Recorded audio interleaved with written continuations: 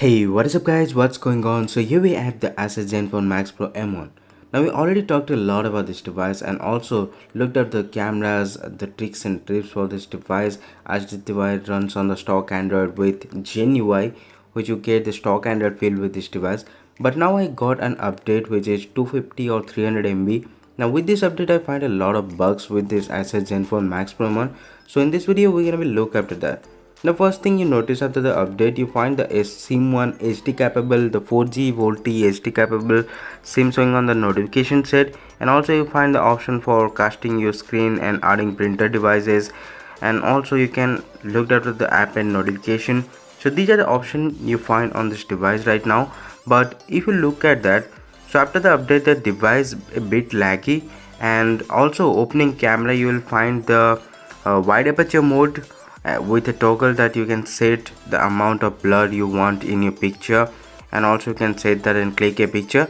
But after the update I find that the camera is now having some lag issues, and also while you get a call from your caller diary and you go to your contacts, you find that whenever you after receive a call you also find that call in the missed call section, which is a bug itself.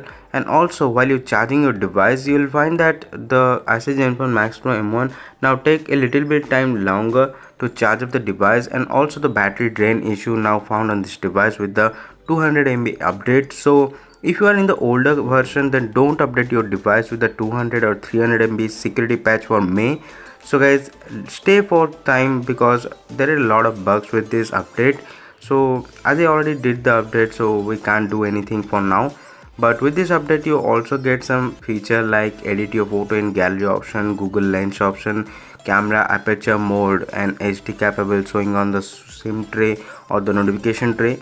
So these are the options you will find on this device. But now the device is a little bit laggy, and also the battery drain, as this device have a 5000 mAh of battery, you don't gonna notice this thing. But if you regularly use your device and heavy uses, then you definitely notice that after the update the device looks a little bit laggy, and also the multitasking or the RAM management is now a little bit laggy. So guys, that's a little reminder for all of you, don't update your device for this 200 MB update. So thanks for watching, see you next time.